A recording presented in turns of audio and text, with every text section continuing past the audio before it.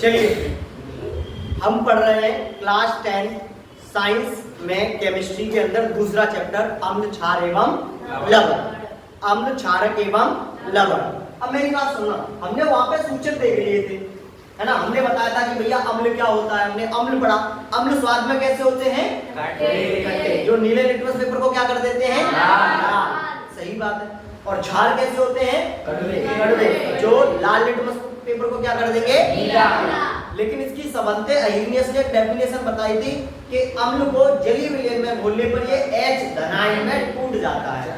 ऐसे ही क्षार को जलीय विलयन में घोलने पर OH नेगेटिव आयन में टूट जाता है।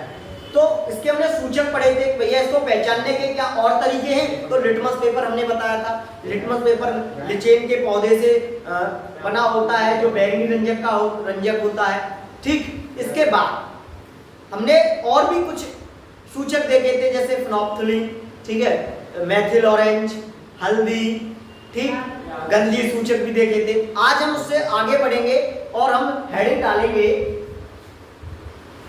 अम्लों के प्रकार। अम्लों के प्रकार या अम्ल के प्रकार।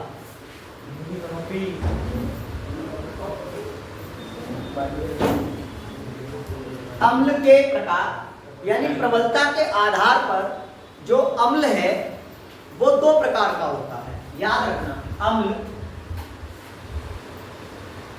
दो प्रकार का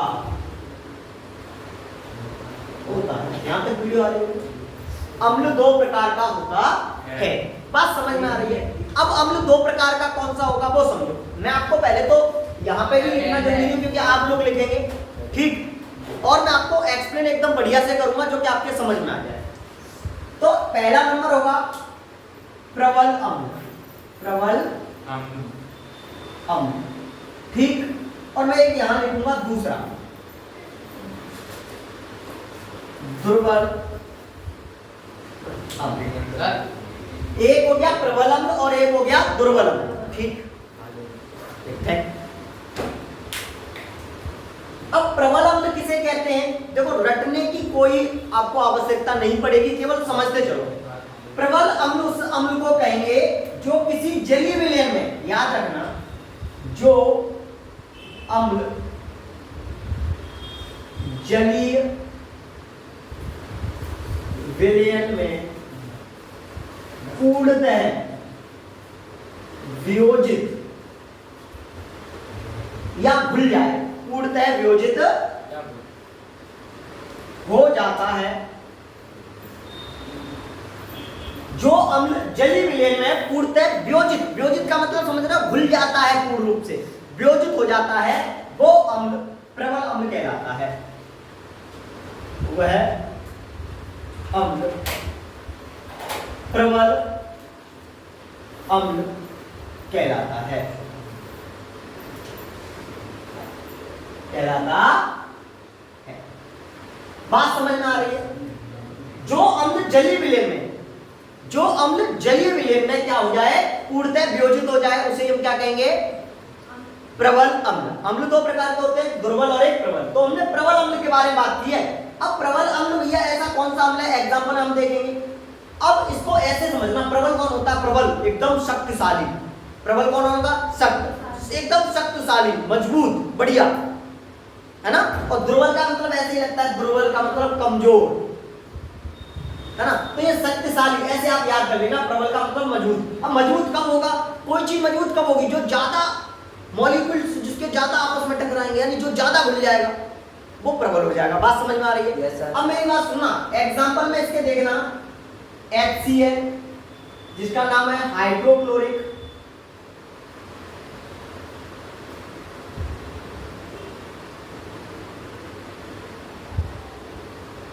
नंबर 2 H2SO4।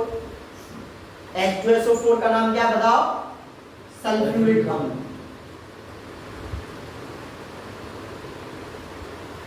सल्फ्यूरिक अम्ल। और कोई अम्ल हो? HNO3। HNO3 नाइट्रिक अम्ल। नाइट्रिक अम्ल। अब मेरी बात सुनना, प्रबल अम्ल आपको मैंने बताया प्रबल अम्ल क्या होता है, तो याद रखें जो अम्ल जलीय विलयन में पूर्ण रूप से वियोजित हो जाता है प्रबल अम्ल कहलाता है। यहां तक बात एकदम क्लियर है आपको। जैसे HCl, H2SO4, HNO3। अब सुनना, ये जलीय विलयन में पूर्ण रूप से वियोजित हो जाएगा कैसे, H धनात्मक और Cl नेगेटिव, पूर्ण रूप से वियोजित हो जाता है, इसे हम क्या कहेंगे, प्रबल अम्ल। प्रबल अम्ल। यहां तक बात क्लियर होगी आपको, बताओ कोई समस्या यहां तक, किसी बच्चे को कोई दिक्कत हो तो मुझे बता देना, ठीक। अब हम आगे बात करेंगे दुर्बल अम्ल के बारे में। तो डेफिनेशन तो आप अपने आप बना लेंगे, ऑटोमेटिक एक याद करेंगे, अपने दूसरी अपने आप बन जाएगी। तो हम लिखेंगे जो अम्ल जलीय विलयन में पूर्णतः वियोजित नहीं हो पाते, पूर्णतः वियोजित नहीं हो पाते, कौन सा अम्ल कहलाएगा, दुर्बल अम्ल कहलाते हैं, दुर्बल अम्ल कहलाते। कोई दिक्कत, एग्जांपल में लिखेंगे बेटा नंबर 1 CH3COOH, नंबर 2 HCl।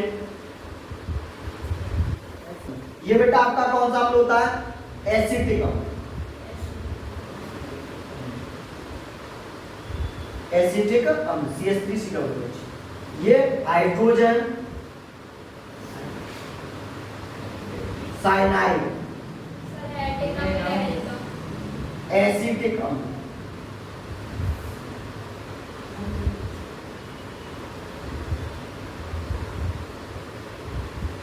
कौन सा बेटा,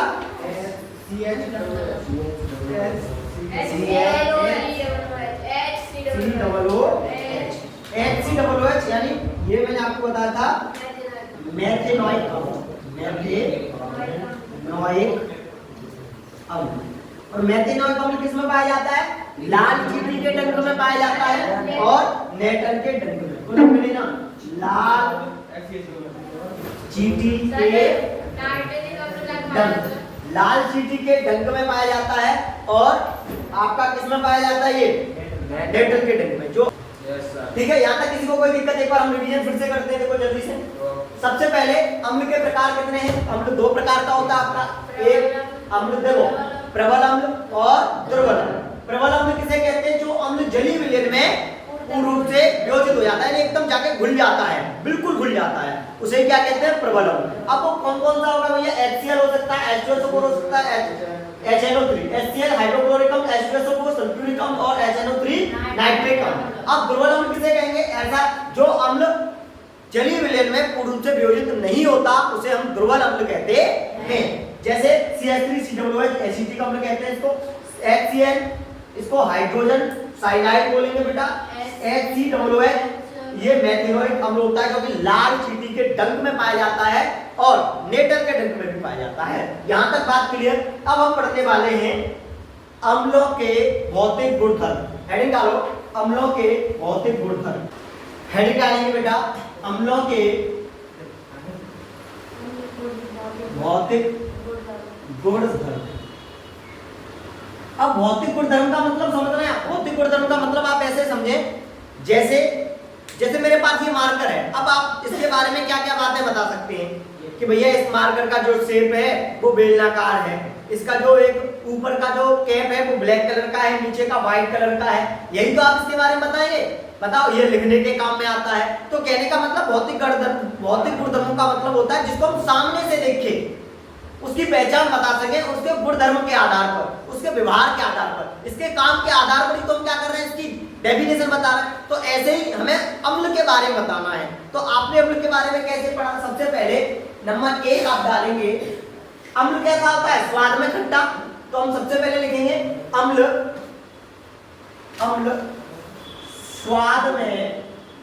स्वाद में खट्टे होते हैं, खट्टे होते हैं। भौतिक गुणधर्म ही तो बेटा चख के बताया। अम्ल स्वाद में कैसे होते हैं? खट्टे होते हैं। दूसरी बात आप क्या बताएंगे?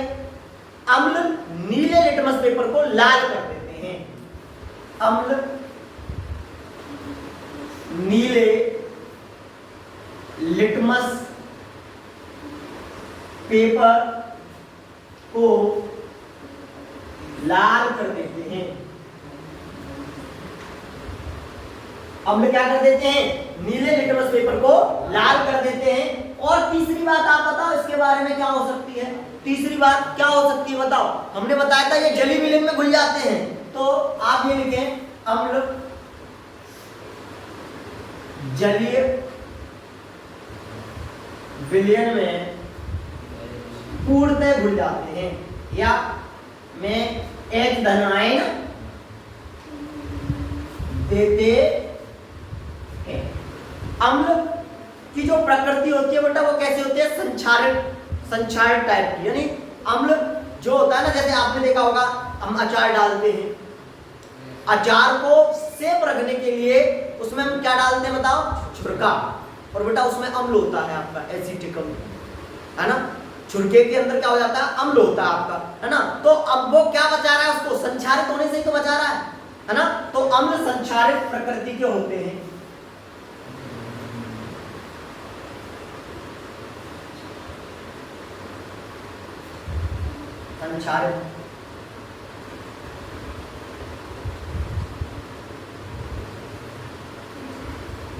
संक्षारित प्रकृति के होते हैं।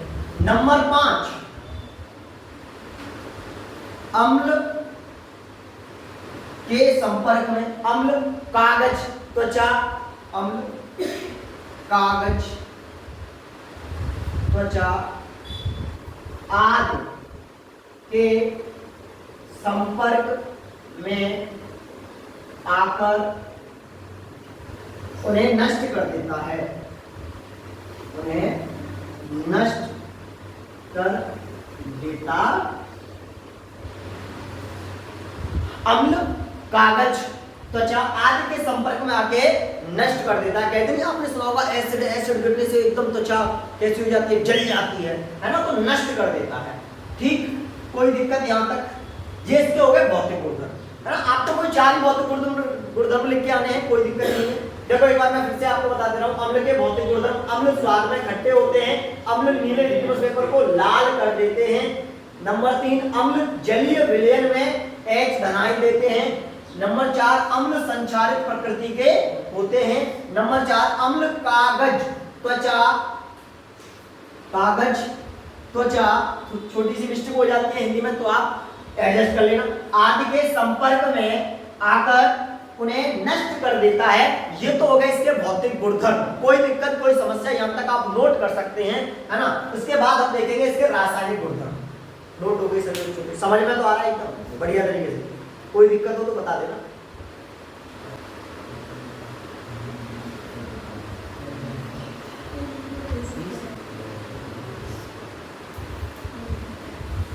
बढ़ा दो? चलिए अब अगली जो हेडिंग होगी वो अम्ल के, हमने भौतिक गुणधर्म देख लिए, अब देखेंगे रासायनिक गुणधर्म।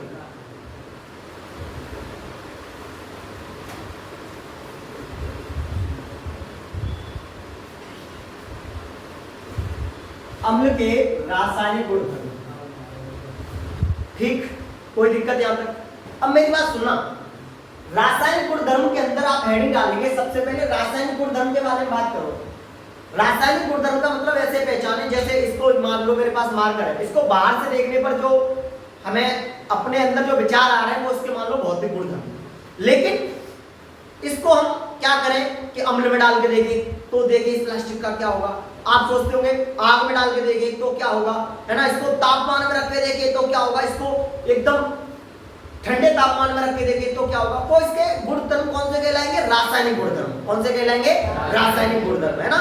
इसको जला के और आप इसको ठंडा करके तापमान में अधिक रख के, ठीक, पिघलाकर जो भी आप इसको देखें वो उसके कौन से गुणधर्म हो जाएंगे। इसका मतलब इसके पार्टिकल से जो हम काम करें, यानी पार्टिकल के जो बारे में हम देखें, क्रिया दूसरे से करके देखें तो इसके वो रासायनिक गुणधर्म हो जाएंगे। बात समझ में आ रही है?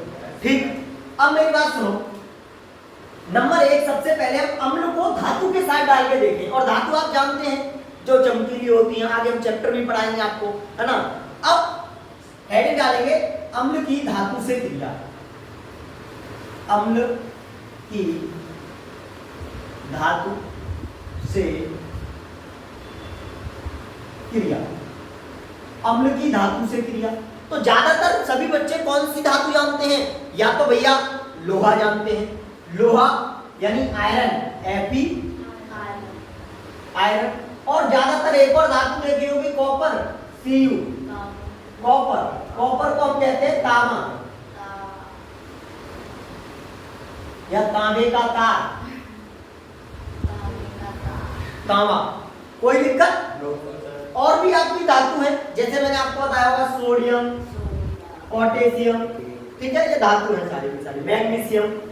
अब धातु की अम्ल से अभिक्रिया करें तो सबसे पहले धातु मैंने ले ली आयरन, Fe प्लस। अब अम्ल क्या बता दिया? सबसे सिंपल एक ही अम्ल होता है आपका HCl, जिसको बच्चे आसानी से याद कर लेते हैं, HCl। क्या ले लूं? HCl, arrow. इधर का आपको पता है तीर के इधर कौन सा होता है, क्या होता है? अभिकारक, इधर उत्पाद बनेगा। तो देखो अभिक्रिया करने का बेटा मैंने आपको तरीका बताया, ये क्या होता है? पॉजिटिव, ये क्या होता है? नेगेटिव, और ये भी पॉजिटिव। वो भी कितना पॉजिटिव? 2 पॉजिटिव। सही बात है। ये 2 पॉजिटिव अभिक्रिया करेगा नेगेटिव वाले से, Cl से। तो याद रखना, मैंने आपको 9th क्लास में आप पढ़ते हैं भैया, क्रॉस मल्टीप्लिकेशन हो जाता है इनकी कनेक्टिविटी का, Fe2 पॉजिटिव और Cl1 नेगेटिव का, इसका इसके साथ करते हैं और इसका इसके साथ, तो क्या बन जाएगा बताओ? FeCl2 प्लस, अब H अकेला नहीं लिखा जाता, कैसे लिखा जाता है? H2। बात समझ में आ रही है? ये कौन सी गैस है बेटा? हाइड्रोजन। कौन सी गैस है? हाइड्रोजन। इनके नाम भी लिख दिया मैंने, कोई दिक्कत नहीं होगी, बहुत अच्छा लगेगा। इसका नाम क्या? आयरन। इसका नाम क्या? हाइड्रोक्लोरिक अम्ल। इसका नाम क्या हो जाएगा? Iron chloride. इसका नाम क्या हो जाएगा? Hydrogen gas. एक एग्जांपल ये हो गया। दूसरा इधर देखो, दूसरा मैं ले लूं सोडियम, Na प्लस HCl, तो बताओ क्या बन जाएगा? Na किससे करेगा? Cl से, तो NaCl बेटा ये क्या? ये भी लवण है, और ये क्या है बेटा? गैस है ना। और ये क्या है? धातु, और ये क्या है बेटा? अम्ल। बात समझ में आ रही है यहाँ तक? अब इनके नाम आपको पता है, मैंने आपको पहले ही बता दिया कैसे क्या रखने। सोडियम की बेटा हाइड्रोक्लोरिक अम्ल से विक्रिया कराएंगे तो क्या बन जाएगा? Na होता है धनात्मक, Cl होता है नेगेटिव, पॉजिटिव होता है H धनायन। पॉजिटिव वाले से क्रिया नहीं करेगा, पॉजिटिव नेगेटिव वाले से क्रिया करेगा, तो क्या बनाएगा? NaCl। क्योंकि बेटा दोनों की कनेक्टिविटी बराबर है, तो कोई कहीं भी मल्टीप्लाई नहीं होगा किसी का, तो ये बन गया NaCl। बच गया कौन? H, और H कभी अकेला नहीं लिखा जाता, तो बेटा लिख देंगे H2। बात समझ में आ रही है? अच्छा, आप तो ये कह रहे हो सर HCl कोई पकड़े रखे हो, चलो H2SO4 ले लो, अरे नाइट्रिक अम्ल ले लो, कुछ भी ले लो। नंबर 3, अब बेटा हम लेते हैं पोटेशियम को और H2SO4 से अभिक्रिया करवाते हैं। और अभिक्रिया मैंने आपको बताई है, अभिक्रिया हमने पहले चैप्टर में पढ़ी है। अब ये बताओ, सबसे पहले मुझे ये बताओ, ये कौन सी अभिक्रिया होने वाली है? बताओ कौन सी अभिक्रिया होने वाली है? विस्थापन। Very good.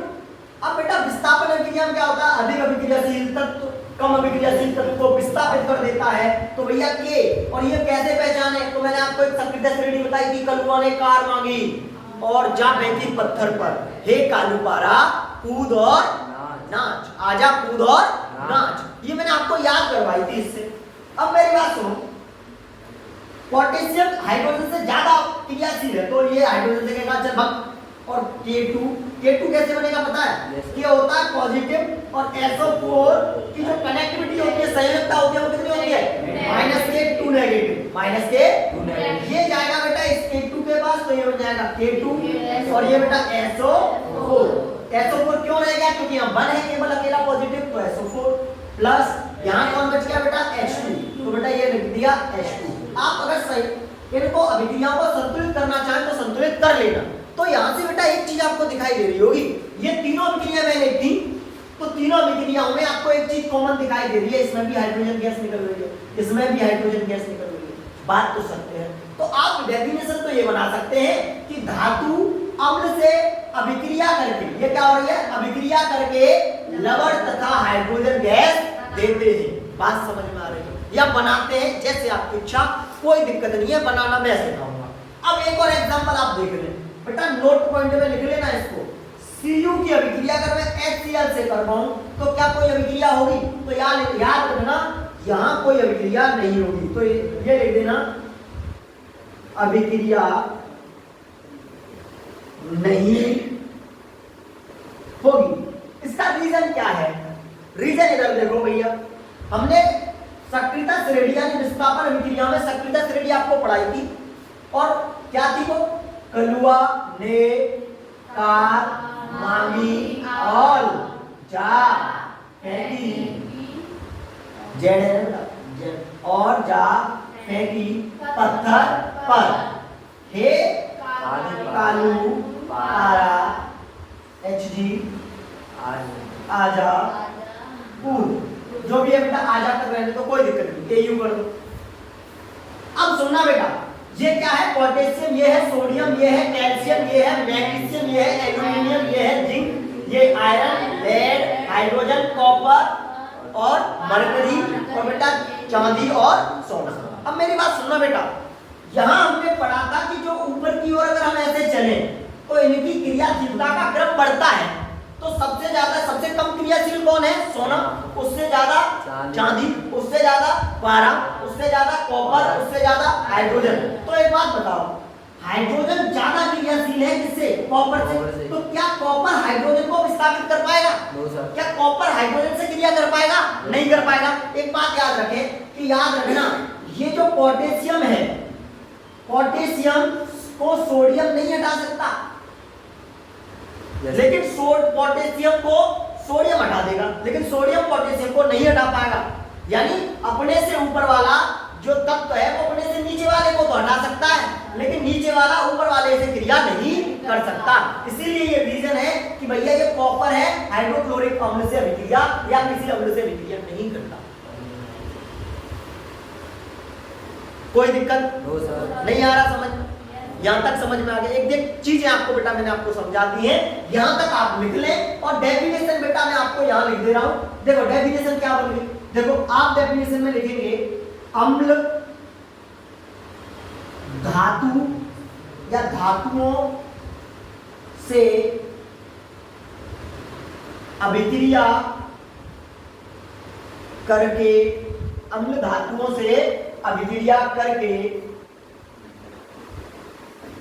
लवण तथा हाइड्रोजन, लवण तथा हाइड्रोजन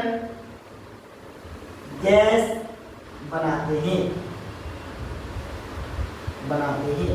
एग्जाम्पल ज्यादा इंपोर्टेंट है भैया, एग्जाम्पल से ही हमें चीजें समझ में आ रही है, हमने डेफिनेशन वहीं से निकाली है। कोई दिक्कत किसी को तो मुझे बता देना, है ना? ठीक, यहां तक नोट करें। के अंदर नंबर 2 देखेंगे हम, दूसरा गुणधर्म, धातु कार्बोनेट से अम्ल की अभिक्रिया। धातु कार्बोनेट से अम्ल की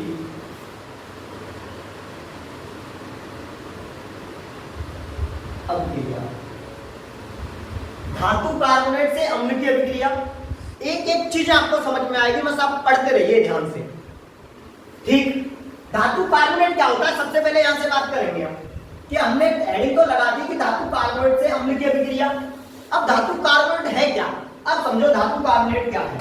मैंने आपको एक बताया था कार्बोनेट CO3, ये होता है 2 नेगेटिव। अब याद रखना, इसके साथ कोई भी धातु जोड़ दो, वो क्या कहलाएगी? वो सारी की सारी धातु कार्बोनेट बनेगी। इसके साथ जो भी धातु जोड़ोगे वो क्या बन जाएगी? धातु कार्बोनेट। अब बनाना सीख जाओ भैया, कैसे बनाएंगे धातु कार्बोनेट। धातु कार्बोनेट जैसे मैंने ले लिया सोडियम, क्या ले लिया, सोडियम Na। अब बेटा इसके साथ मैंने जोड़ दिया क्या, CO3 NaCO3। तो बेटा इधर देखो ये होता है 2 नेगेटिव, ये होता है 1 पॉजिटिव, तो बताओ क्या बन जाएगा Na2CO3। ये भी क्या है, धातु कार्बोनेट। ये क्या बनेगा, धातु कार्बोनेट। अच्छा आगे अगला देखो C को बनाना, Ca प्लस CO3, C होता है 2 पॉजिटिव, ये 2 नेगेटिव, तो बताओ क्या बन जाएगा CaCO3।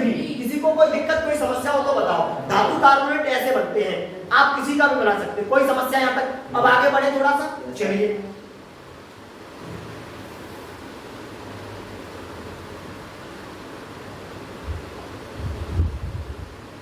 धातु कार्बोनेट से किसकी अभिक्रिया करवा रहे हैं, अम्ल की। अब देखो पहले एक एग्जांपल ले लें। पहले एग्जांपल बेटा मैं आपको इसीलिए लिखता हूं, वैसे क्यों, क्योंकि इससे डेफिनेशन बन जाती है आराम से एग्जांपल से, है ना। तो एग्जांपल पहले समझेंगे। धातु कार्बोनेट बेटा मैंने भी आपको बताया था CaCO3, है ना, कैल्शियम कार्बोनेट प्लस एक कोई भी अम्ल ले लो बेटा HCl। क्या ले लिया, HCl।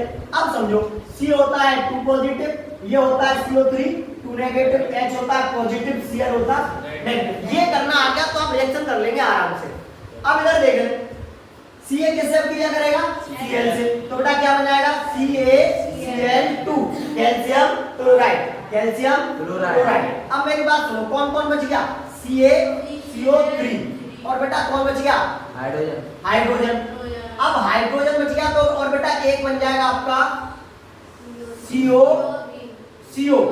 और बेटा plus CO2 plus H2, CO2 plus H2। बेटा यहाँ से CO एक बचेगा और एक H बेटा अभिक्रिया किससे करेगा, ऑक्सीजन से, तो क्या बन जाएगा CO2 प्लस, देखो CO2 प्लस H2। यहाँ तक कोई दिक्कत बताइए, कोई दिक्कत नहीं है। CaCO3 है बेटा, क्या है CaCO3। अब Ca बेटा अभिक्रिया किससे की, अभिक्रिया इसने की Cl से, तो ये बना दिया कैल्शियम क्लोराइड। अब यहाँ बच गया CaO3 प्लस एक बच गया H, एक बच गया। अब H बेटा हाइड्रोजन किससे अभिक्रिया नहीं करेगा, अब हाइड्रोजन किससे यहाँ अभिक्रिया करेगा, ऑक्सीजन से, तो एक ही ऑक्सीजन के परमाणु से तो करेगा। तो बेटा ये O, तो आप अभिक्रिया करा के देख लो H प्लस O2, तो H पॉजिटिव O2 2 नेगेटिव, तो ये बना देगा बेटा इसका गुणा इसके साथ H2O2, H2 ही तो बनाएगा, तो हमने बना दिया H2। अब यहाँ बच गया क्या, एक के तो साथ कर ली, अब एक रह गया O, ऑक्सीजन कितने रह गए, 2 3 थे, 2 रह गए, तो CO2 याद किया मैंने, कोई दिक्कत, कार्बन डाइऑक्साइड। बताओ बेटा यहाँ तक ठीक है। अगला एग्जांपल देखिए,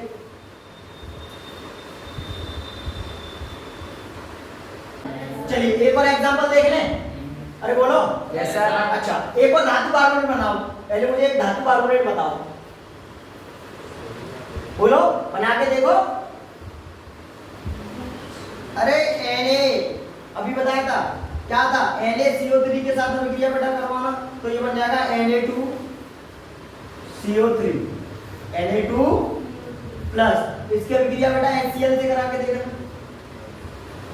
इधर देखो Na अभिक्रिया Cl से करेगा तो क्या बनेगा NaCl, ऐसे बेटा मैं बता चुका हूँ, Na होता है पॉजिटिव 1, Cl होता है 1 नेगेटिव। ये जब बेटा आपस में कनेक्टिविटी बराबर होती है तो जैसे का तैसा लिख देते हैं NaCl, कोई दिक्कत, नो सर। अच्छा अब बेटा यहाँ से देखो, यहाँ कौन बचेगा, यहाँ CO3 बच गया और यहाँ बच गया H, तो H बेटा कार्बन से अभिक्रिया नहीं करेगा, सीधे किससे करेगा, ऑक्सीजन के एक परमाणु से। तो जब ऑक्सीजन के एक परमाणु से अभिक्रिया करेगा तो बेटा करके देखो H प्लस O2 से बेटा अभिक्रिया करेगा O से, तो O2 नेगेटिव H1 पॉजिटिव, तो बेटा H2O बनाएगा, क्या बनाएगा H2O। चाहो तो पहले लिख दो, नहीं तो बाद में लिखते हैं, कोई दिक्कत नहीं। तो बेटा यहाँ बचेगा कौन, CO2, तो बेटा ये बच गया CO2 प्लस H2O, कोई दिक्कत। ये क्या है, कार्बन डाइऑक्साइड और ये क्या है जल, कोई दिक्कत हो कोई समस्या हो तो बताओ। एक और एग्जांपल ले लें, अरे आप कहो तो एक और ले लेंगे एग्जांपल। अब इधर देखिए बेटा नंबर 3, और कोई बेटा धातु ऑक्साइड बताओ। अरे कैल्शियम भी है, कैल्शियम हो गया, पोटेशियम है, पोटेशियम ले लो, कैल्शियम मैग्नीशियम ले लो, कुछ भी ले लो बेटा, मैग्नीशियम धातु का, या फिर इतना ही रहने दें, अब तो अपने आप कर लेंगे। अब बेटा डेफिनेशन देखो कैसे बनेगी। सबसे पहले आपको ये पेयर पे नहीं करने, ये तो केवल समझने के लिए मैं आपको एग्जांपल देता हूँ, लेकिन एग्जांपल आपको ज्यादा जरूरी है, लेकिन डेफिनेशन इससे पहले देखा करेंगे आप, ठीक है। तो देखो डेफिनेशन क्या होगी, ये क्या है बेटा, धातु कार्बोनेट, और ये क्या बेटा अम्ल, ये क्या है अम्ल, कोई दिक्कत, नो सर। अच्छा अब इधर देखो, ये बेटा क्या है? लवण। और ये क्या है? कार्बन डाई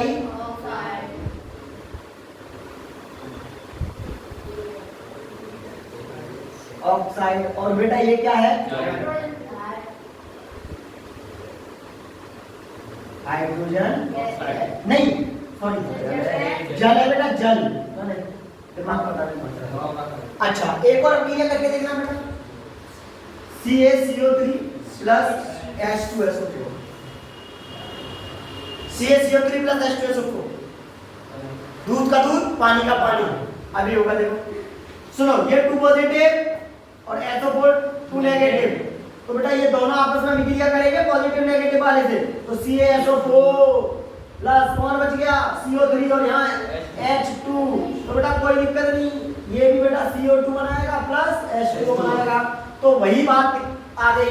क्या बात निकल के आई? सुनो, धातु कार्बोनेट अम्ल से अभिक्रिया करके, ये क्या हो रही है बेटा? अभिक्रिया करके लवण तथा कार्बन डाइऑक्साइड और जल बनाते हैं। कोई दिक्कत? नो सर, याद हो गया बिल्कुल, यही याद हो जाएगा। तो लिखेंगे एक बेटा, यहाँ से लिखेंगे, इधर देखो क्या लिखेंगे? धातु कार्बोनेट अम्ल से अभिक्रिया करके क्या बनाएगा? धातु नहीं, अम्ल से अभिक्रिया करके लवण,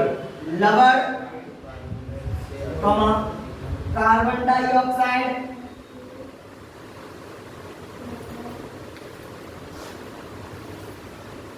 डाइऑक्साइड तथा जल बनाता है। नाम लिख दोगे तो और ज्यादा बेटर है ना? कोई दिक्कत, कोई समस्या? अब तक सब कुछ समझ में आ रहा है? एकदम क्लियर समझ में आ रहा है? Yes sir. यहाँ से समझ के जाना आप, बस कोई समस्या हो तो मुझे बताओ बस। अब हेडिंग डालो, धातु ऑक्साइड से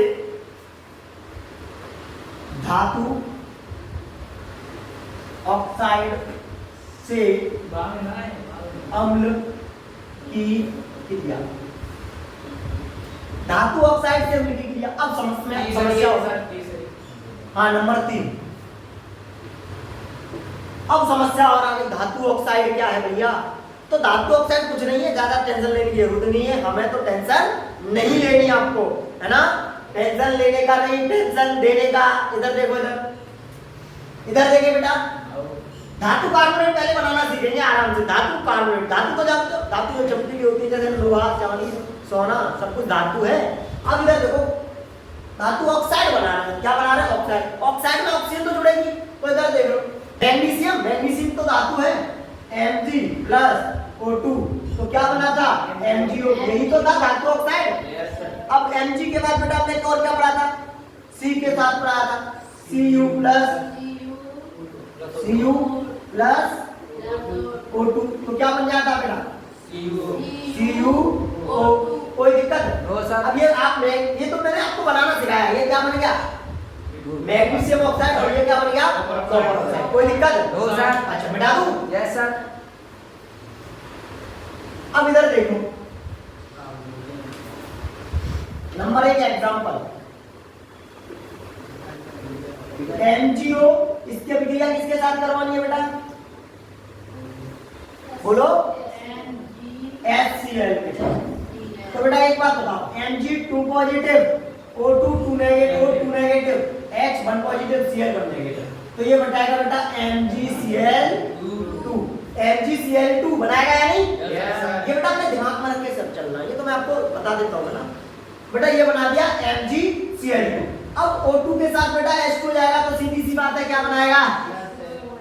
H2। क्या बनाएगा? H2। अरे बोलो, H2O। समझ में आ रहा है? कोई दिक्कत? No sir. अच्छा, दूसरा एग्जांपल,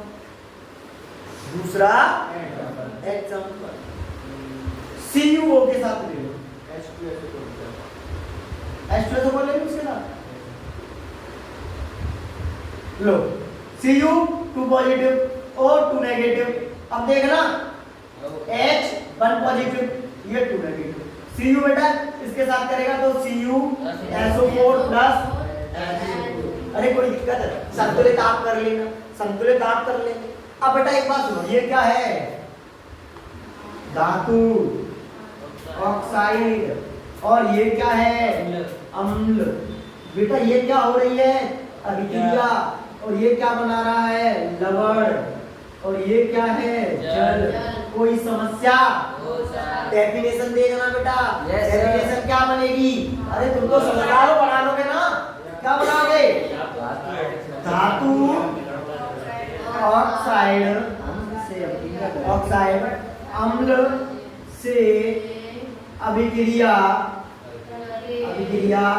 करके लवण तथा जल बनाते हैं। कोई दिक्कत? इसको देखो, फिर में आपको क्या करना, ऊपर लिख लेना, नीचे एग्जांपल लिखने बात क्लियर। आज के लिए इतना ही, ठीक है। अगली क्लास में इससे आगे कोई समस्या हो तो आप कमेंट में लिख के बताएंगे, ठीक है। तब तक के लिए